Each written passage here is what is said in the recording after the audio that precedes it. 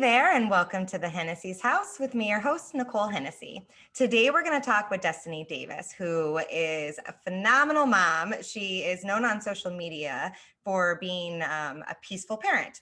So today, we're going to talk all about how not to lose our shit, and it's okay to be human. So thank you so much for being here with us today.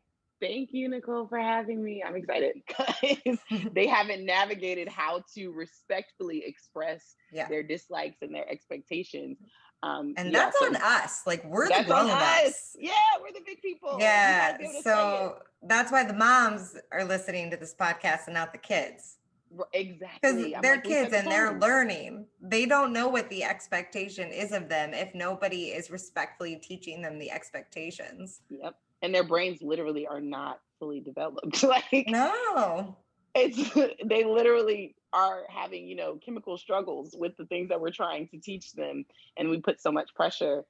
So I definitely think that the culture of the home starts with us and starts with, our actions. I think it's interesting that you pointed out, like, if we're having a bad day or something like that, which is why I feel like it comes back to taking care of yourself. It's so much easier in the moment if you have that alignment with yourself. Yeah. And we'll do stuff that we don't realize is hurting our parenting relationship, like that friend you talk to on the phone on the way home from work, instead of like having quiet time or listening to your favorite music or something. It's that soul sucking toxic friend, and you've taken in all this energy and you go in the house and you see something that's so small, so insignificant, and you blow up about it. Yep. So just being conscious and aware of what we're feeding our own spirits is really important. Well, and I think typically we blow up and we get the most irritated with the people that we feel the safest with. So that's our family. Yep. Right. And it's natural. We all do that. So it's extra important to check yourself, and that goes with your kids of all ages. Like, that is to have somebody where you are automatically triggered to mirror good behavior, like it's just a certain level of accountability, because I know that if I lost my mom without my daughter, I wouldn't have had that call to do those things, cry and let it out. And like, I would have managed my grief so much differently than I did because I had this tiny little partner, and I was a little bit more conscious of, making sure that I was intentional about my grief and showing her how to grieve and stuff like that. And so I don't know, I just love my kids for that, because I see that every single day where I'm like, I have to model good behavior, and then these things become habits, and then you're like, I don't have to think so hard about it anymore, but it has to be repetitive behaviors. Yeah, it totally does. And I think to that, it's like, we hear a lot about healing our inner child, and that's so right in your face when you're a parent, because it's easy to look at our children and say, what did me as a kid, like I'm looking at this kid and saying, what do they need in this moment that's healthy for them mentally? And then we get to do the same behavior, because I deserve to feel the way that my child deserves to feel.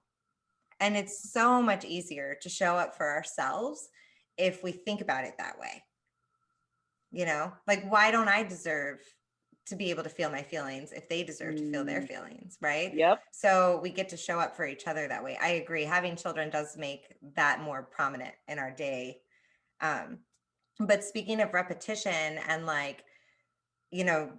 teaching our kids to be kind and good people, we're going to make mistakes. Like, I mean, like, people think I'm a really good mom, but like, I just told you, I blew up over a milkshake, like pretty damn bad.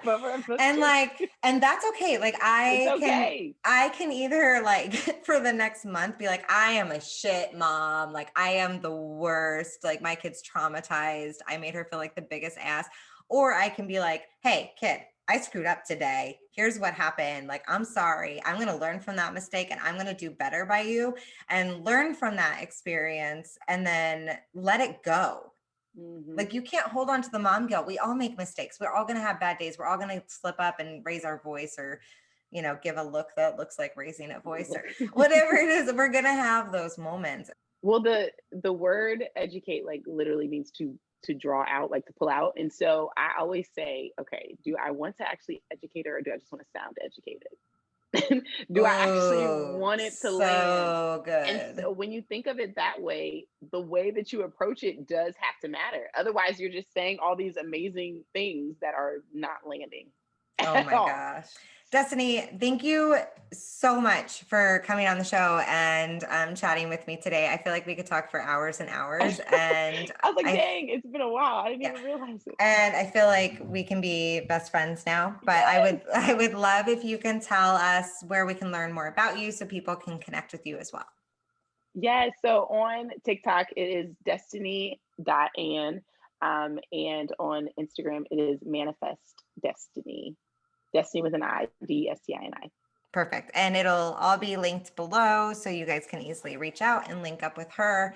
But thank you so much. This has been an awesome conversation. Thank you.